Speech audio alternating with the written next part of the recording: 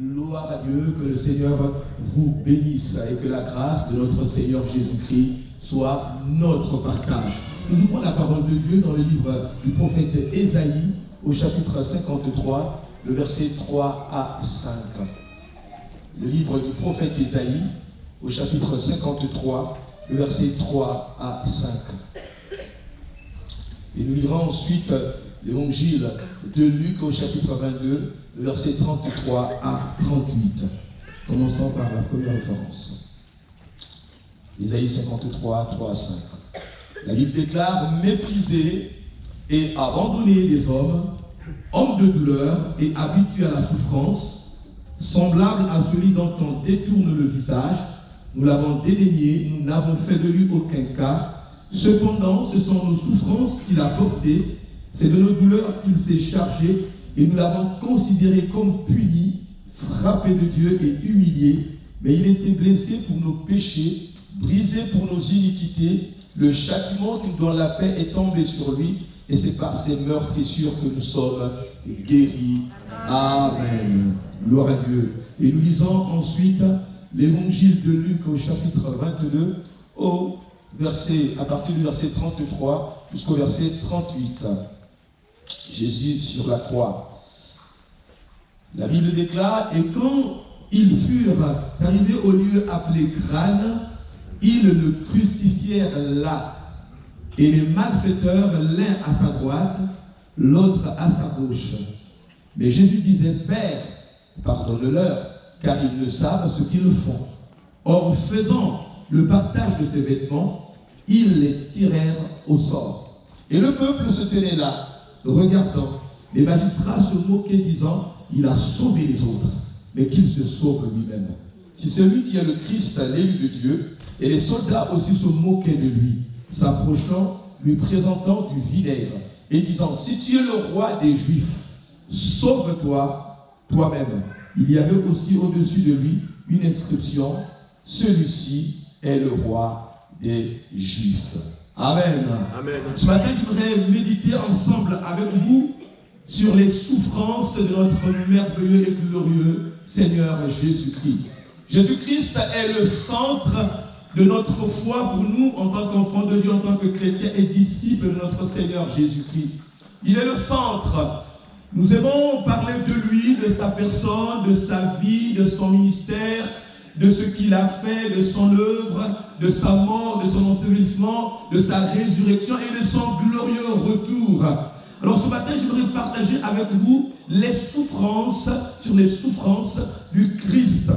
Mes chers amis, lorsqu'on étudie la parole de Dieu, lorsqu'on regarde ce qui est écrit dans la sainte parole de Dieu, lorsqu'on voit les conditions de mise à mort de la personne de notre Sauveur Jésus-Christ, lorsqu'on réfléchit et lorsqu'on passe du temps, on est frappé de stupeur parfois devant la méchanceté de l'homme, devant la cruauté de l'homme, devant l'indifférence générale des humains.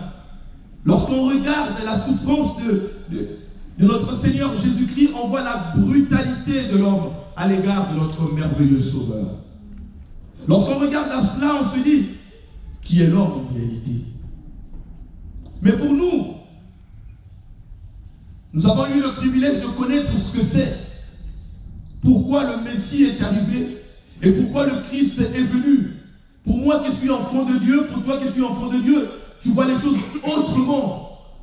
Parce que tu as compris par la grâce de Dieu au travers de sa parole et au travers de son esprit. Le prophète Ésaïe parle de ces choses plusieurs siècles avant que le Messie ne puisse arriver. Il prophétise, il parle. Parlant de Jésus-Christ, il donne un nom: homme de douleur. Le prophète ne dit pas homme de gloire, il dit homme de douleur, habitué à la souffrance, méprisé, abandonné. Tout le monde le méprisait, l'évitait. Mais il est venu pour un peuple. L'Écriture nous dira plus tard que c'est à cause de notre péché, du péché de l'humanité, que le Christ est venu. Et il était totalement conscient de sa mission. Mais lorsqu'on lit le prophète Ésaïe, on réalise une chose, qu'il a souffert. Le prophète l'annonce, mais il a souffert pour un but. Il a souffert pour toi, il a souffert pour moi, il a souffert pour l'humanité, il a souffert pour ton mari, il a souffert pour ton épouse, il a souffert pour tes enfants, il a souffert pour ta famille, il a souffert pour le monde. Méprisé et abandonné. Au lieu d'être accepté par Israël, les hommes l'ont finalement rejeté. Les conducteurs spirituels de l'époque l'ont rejeté. Les religieux ont dit non à son message. Alors que l'Écriture nous dit qu'il allait de lieu en lieu faisant du bien, apportant la bonne nouvelle, guérissant les malades, ouvrant les yeux des aveugles, apportant la paix à ceux qui étaient opprimés, oppressés.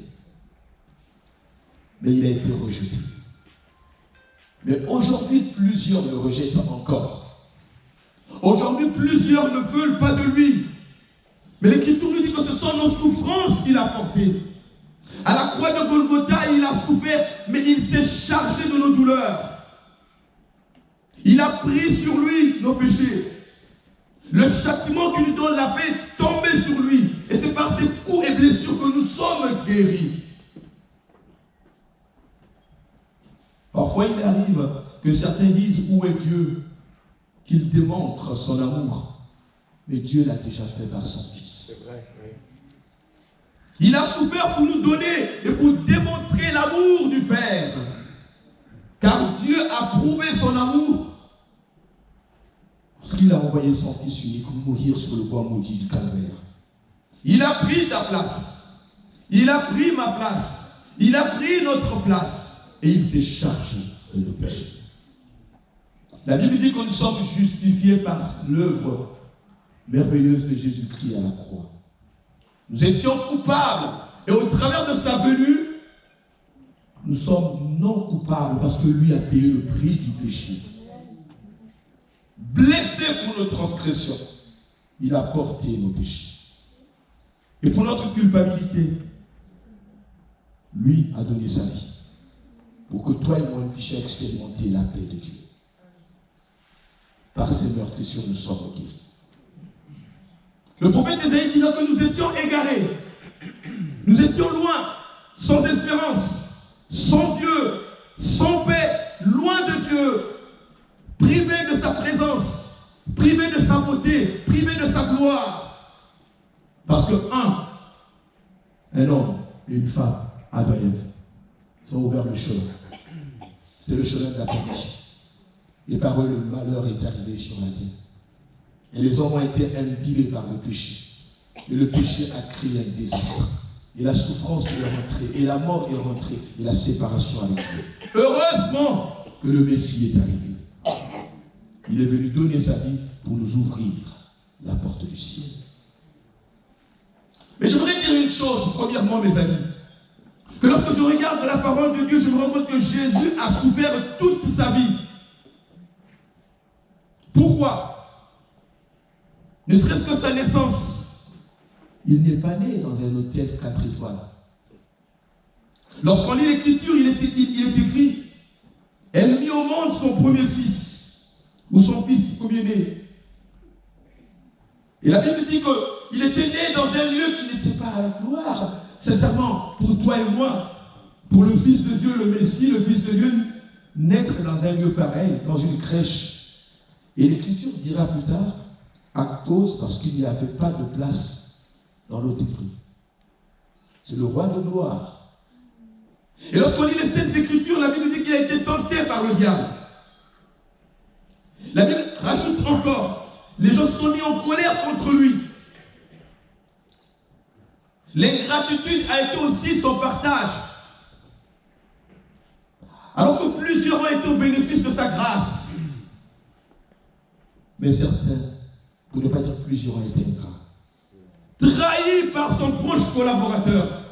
Rien de plus difficile que d'être trahi par celui que l'on a considéré comme étant un ami, un disciple, un frère. Mais il a souffert volontairement.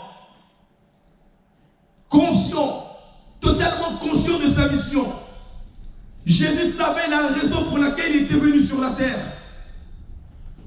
Il était conscient qu'il allait plonger dans cette souffrance. Il savait, il connaissait que je venais être crucifié afin de libérer l'humanité de la boue du péché et de nous rendre libres. Pendant que je vous prêche, j'essaie d'imaginer le visage de Jésus défiguré. Parce que l'Écriture en parle. Ils lui crachèrent au visage. Et ils lui donnèrent des coups de poing. Le dos de Jésus était lacéré, blessé. Lorsque je regarde le visage de Jésus, je vois le cœur encharpé, dû à une pression sanguine. L'agonie au milieu de sa vie. Et il priait plus instamment. Et sa sueur devenait comme des grumeaux de sang. Le stress était à son comble. Son épuisement était palpable. Il n'a pas pu prendre cette croix jusqu'à Golgotha parce que, effectivement, il était tellement fatigué. L'Écriture dira, ils prirent un certain Simon de Cyrène qui revenait des champs et ils le chargèrent de la croix. La crucifixion, horrible. Il arrive à ce lieu de crâne, il est crucifié et la mort s'ensuit. Tout cela par amour pour toi, par amour pour moi et par amour pour l'humanité. Il a souffert d'hypocrisie et de mépris. Ceux qui l'ont acclamé, ce jour-là ont déclaré crucifié. Il a souffert d'injustice. Pilate était conscient qu'en réalité, il n'a rien fait, cet homme. Mais cela ne l'a pas empêché de ne pas prendre une position qui pourrait être celle de dire, mais il n'a rien fait. Mais en réalité, il a laissé faire. Il a souffert d'angoisse, d'agonie. À Gethsémani, on voit la souffrance horrible. Jésus prie une fois, Jésus prie deux fois, Jésus prie trois fois. Il répète les mêmes mots. Il a souffert des moqueries, l'humiliation. Il a pris sur lui une couronne d'épines, lui le roi de gloire. Mes amis, il a souffert d'une haine collective. Tous contre celui qui est venu donner la vie. Alors qu'il n'avait rien fait. Alors qu'il était venu pour donner la vie. Il est la vie. Il est venu guérir, sauver, relever, délivrer, libérer, racheter l'humanité. Mais la haine s'est manifestée à son égard. Il a porté le péché et subi la punition du péché. Mais ce n'était pas lui qui est à l'origine de ce péché. Parce qu'il est le Fils de Dieu. Jésus a connu la séparation avec Dieu le Père pendant un moment. Et l'Écriture dira, vers la 9e heure, Jésus s'écria d'une voix forte, Élie, Élie. La Bible déclare que, mon Dieu, pourquoi m'as-tu abandonné? Quelque chose se passe. Ça nous dépasse. Lorsqu'on lit l'Écriture, ça nous dépasse. Comment le Fils de Dieu, le Roi de gloire, le Tout-Puissant, Emmanuel, le Dieu vivant, la parole faite chair, se donne volontairement pour notre bonheur. J'aimerais te dire qu'il y a un qui t'aime. Tu as peut-être été rejeté, méprisé, abandonné, mais j'aimerais te dire que Dieu t'aime. Tu passes peut-être par les temps les plus difficiles. J'aimerais te dire que Christ est mort pour toi. Peut-être que certains disent qu'il n'y a plus d'espoir. J'aimerais te dire qu'il y a encore des perspectives d'avenir pour toi. Parce que le Christ, le Fils du Dieu vivant, est mort à ta place. Il a préparé un plan merveilleux pour ta vie. Mais on pourrait se poser cette deuxième question. Mais pourquoi Jésus?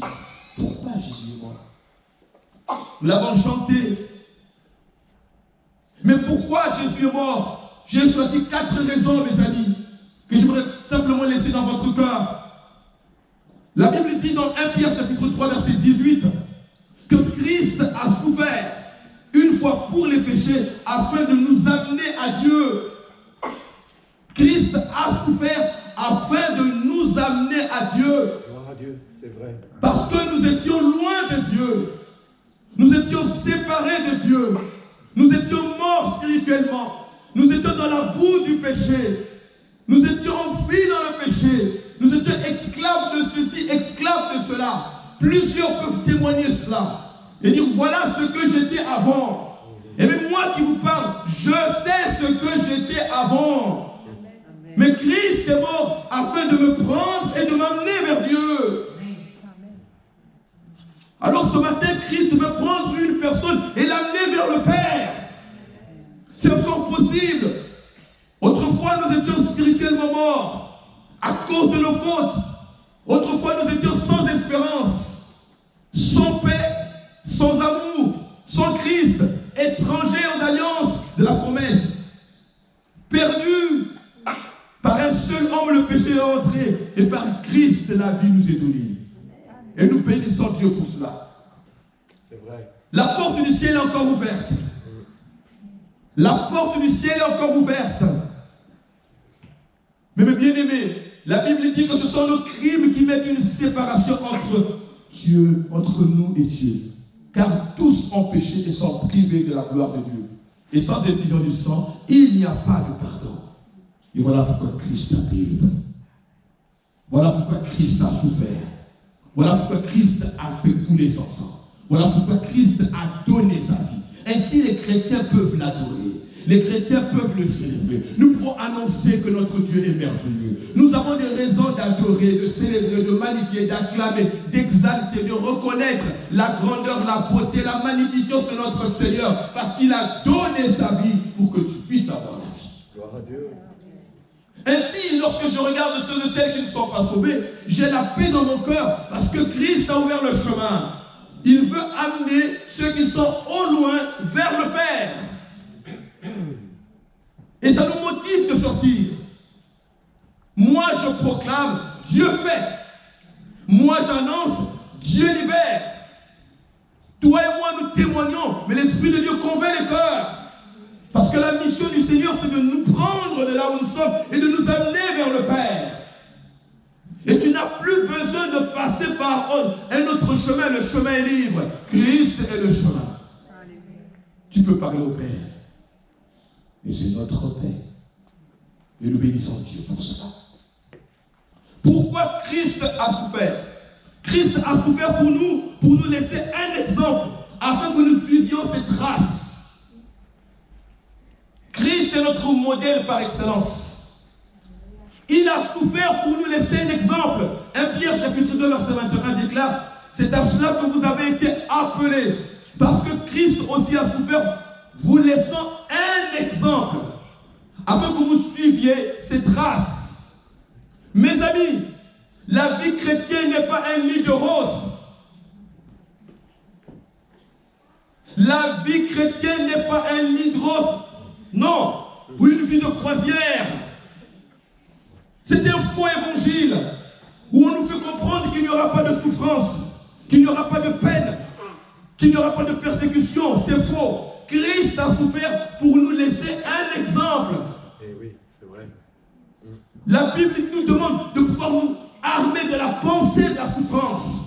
Parce que le chemin du christianisme est un chemin parfois, nous allons passer par des temps difficiles. Il y a eu la moquerie dans sa vie. Il y aura peut-être des moqueries dans nos vies. Eh oui, bien sûr. Il a été rejeté. Il y aura peut-être des rejets dans nos vies. Il a été en prison. Mais parfois, il arrive que nous puissions aussi passer par là. Il y aura des humiliations, des épreuves, des difficultés. Et toutes ces choses font partie de notre marche chrétienne. Alors ne baisse pas les bras. J'aimerais dire à quelqu'un qui passe par la souffrance, ne baisse pas les bras. N'abandonne pas. Persévère, c'est encore possible, car rien n'est impossible à celui qui croit. Amen. Le dernier mot n'est pas entre les mains du médecin. Amen. Le dernier mot n'est pas entre les mains de ton père. Le dernier mot n'est pas entre les mains de ta femme. Mais le dernier mot vient de l'Éternel. Mon Rédempteur se lèvera le dernier pour me secourir. Il a souffert, j'accepte de souffrir pour sa seule gloire. Amen. Il arrive des moments où on est dans l'incompréhension. Quand je lis l'apôtre Paul, je dis Seigneur, ta grâce Écoutez ce qu'il dit.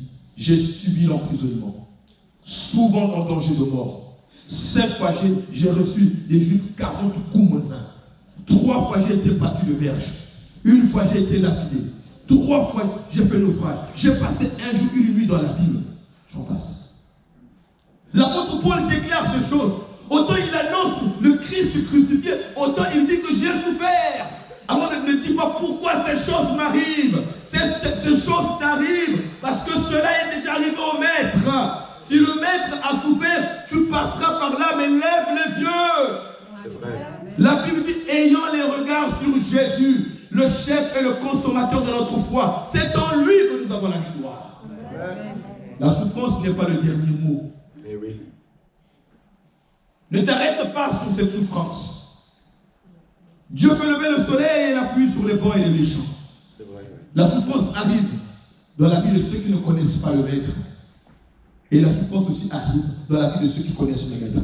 Alors évitons d'avoir des raccourcis que je n'accepte pas. Lorsqu'une personne passe par la souffrance, automatiquement on dit « Ah, ben tu n'as pas assez de foi. » C'est faux. Parce que le maître est passé par la souffrance. C'est vrai, oui. Mais il est notre exemple parfait. La souffrance n'est pas synonyme de manque de foi. Mais cela fait partie de notre mission, du plan que Dieu a mis en place pour nous qui sommes enfants de Dieu. Je me souviens de ce jour où j'annonçais l'évangile comme je le fais aujourd'hui. Et quelque chose est tombé du haut et m'a tapé sur la tête devant l'assemblée, l'auditoire. Je me suis déchiré la tête devant tout le monde. Et on m'a mis à l'hôpital. Je rendais gloire à Dieu. À Dieu soit la gloire. À Dieu soit la gloire. Et oui, à Dieu soit la gloire. La tête est déchirée, mais à Dieu soit la gloire. Nous annonçons l'évangile, pas tout simplement lorsque les conditions sont formidables, même lorsque les temps sont difficiles. Nous voulons annoncer le Dieu vivant et vrai. Amen. Christ a souffert, c'est notre modèle. Et s'il est ton modèle, accepte parfois de passer par ces temps difficiles. Mais le Seigneur ne t'abandonnera pas. Troisième raison, pourquoi Christ a souffert. Hébreux chapitre 13, verset 12. C'est pour cela que Jésus aussi a souffert afin de sanctifier le peuple par son propre sang. Christ a souffert afin de sanctifier son peuple. Il a plu à Dieu qu'il passe par la souffrance. Autrefois, il aura fallu apporter quelque chose pour l'expiation de son péché. Autrefois, il aura fallu apporter des saliments, il aura fallu tuer, il aura fallu que le sang passe par là pour l'expiation du péché. Mais Christ a donné son sang pour nous sanctifier. Nous sommes mis à part, séparés du péché par sa grâce. Nous devenons des instruments utiles pour l'avancement de son royaume. Et j'aime beaucoup lorsque j'observe les chirurgiens, ils prennent les instruments. D'abord, il faut les mettre à part. Et après, il faut les prendre pour pouvoir les utiliser. Anesthésie, toutes ces choses. Préparer, nettoyer. Et les instruments sont utiles pour l'accomplissement de la mission du chirurgien. J'aimerais dire à quelqu'un, j'ai un instrument séparé du péché, préparé entre les mains du Père pour accomplir les œuvres du Père. Alléluia. C'est pour ça que Christ a souffert. Il nous prend de là où nous sommes du vol, il nous prend de l'impudicité, il nous prend de l'adultère, il nous prend de la méchanceté, il nous prend de la jalousie, il nous prend, nous reconnaissons le péché, il nous prend, il nous nettoie, il nous lave, il nous purifie, il fait de nous des enfants, des ambassadeurs, des serviteurs de Dieu, servants de Dieu, et nous devenons des instruments utiles pour rendre gloire à l'agneau de Dieu. Et ça, c'est le beau programme. Voilà pourquoi ne pense pas trop à ton passé, excuse-moi, parce que la porte du ciel t'a réservé tellement de belles choses, oublie un peu les choses négatives du passé. Parce que plusieurs personnes souffrent à cause de leur passé. Voilà ce que j'étais avant, et ça c'était avant. Il y a quelque chose de nouveau que Dieu est en train de préparer pour toi. Rentre dans ce que Dieu prépare maintenant. Ne t'arrête pas sur ça. Et comment les hommes sont sanctifiés. Eh bien, cette sanctification s'opère par différents moyens. L'Écriture me dit que c'est par le sang de Jésus, on l'a dit. Mais par la parole de Dieu, nous sommes aussi sanctifiés. Par la discipline du Père. Et oui, le Père nous fait passer par une discipline aussi pour nous sanctifier. Mais l'Écriture nous fait comprendre aussi une chose. La sanctification relève aussi de notre responsabilité. Il faut la rechercher. Alléluia. En nous séparant de tout ce qui souille la chair. De tout ce qui nous souille de l'intérieur. En livrant nos membres comme esclaves à la justice de Dieu. Je m'abandonne entre les mains de Dieu. Et quel est le résultat de cette sanctification? Eh bien, je bénis Dieu. Je bénis Dieu parce qu'être sanctifié, nous sommes frères de Jésus-Christ. Jésus le Saint. Et cela nous permet d'être une offrande agréable entre les mains de Dieu. Nous devenons des instruments utiles pour la gloire de Dieu. Cela nous assure notre héritage dans le ciel. Et cela nous permet de réjouir le cœur du Père. Christ a souffert afin de te sanctifier. Tu n'es pas comme les autres.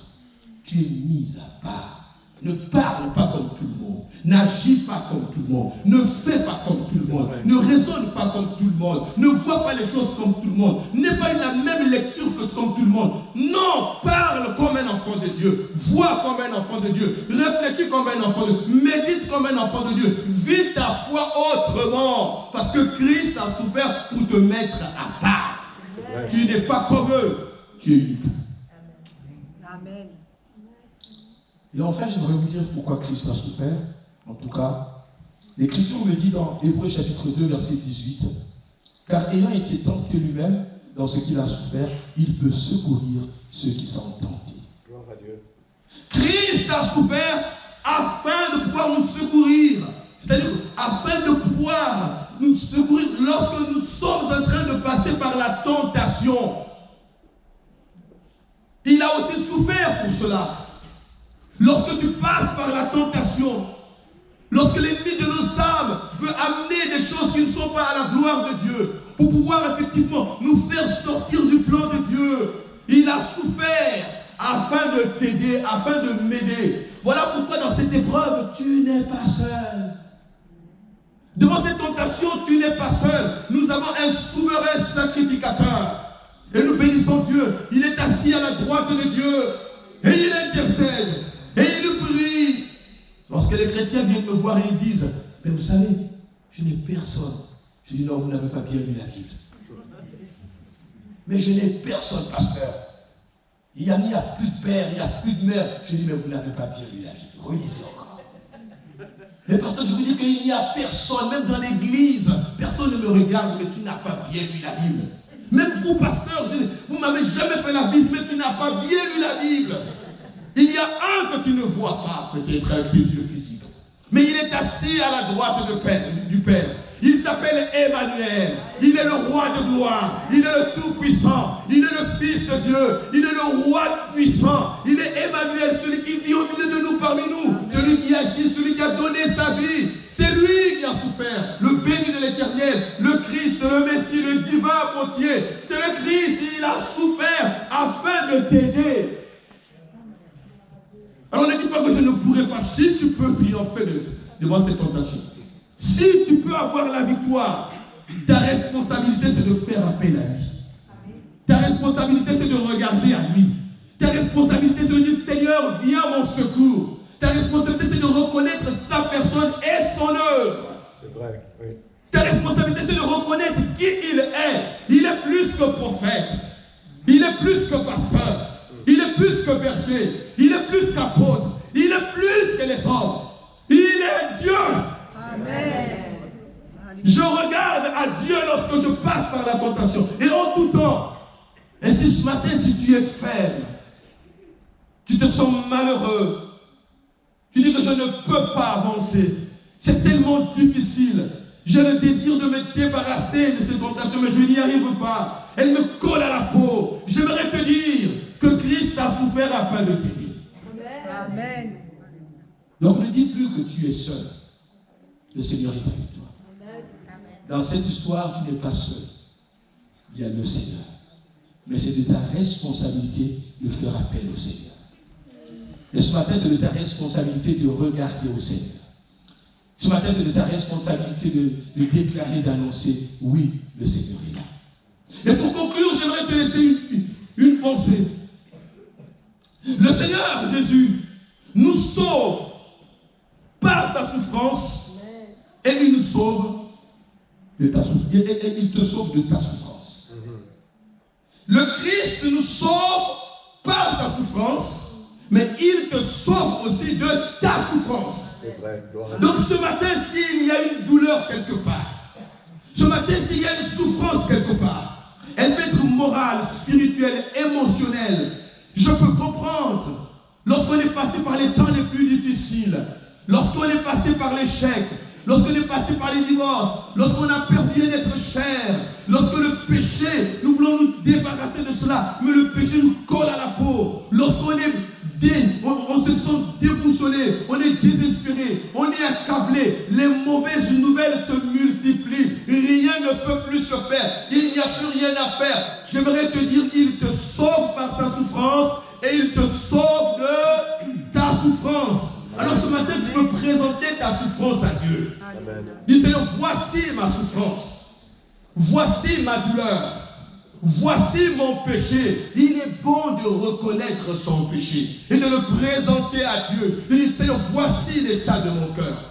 Voici ce qui me mine de l'intérieur. Voici ce qui me fait souffrir. Voilà la chose qui m'empêche de ne pas être épanoui. Vous savez, il y a ce qu'on appelle les masques. On peut sourire et être triste. On peut faire la bise à une personne et être malheureux. On peut être bien habillé et être triste. Il y a ce que les hommes voient, il y a ce que Dieu voit. Et ce matin, je t'invite simplement à être vrai devant ton Créateur. À dire, Seigneur, je suis vrai devant toi. Voilà l'état de mon cœur. Voilà ma douleur. Voilà ma souffrance. Voilà mon incompréhension. Voilà mon injustice. Voilà ce que je considère comme étant une forme d'injustice. Je n'en peux plus. Mais ce matin, j'ai écouté ton message, que tu as souffert pour nous sauver et pour nous libérer de notre souffrance. Alors Seigneur, j'avance simplement. Dis un mot dans ma vie. Un seul mot de Dieu change les circonstances.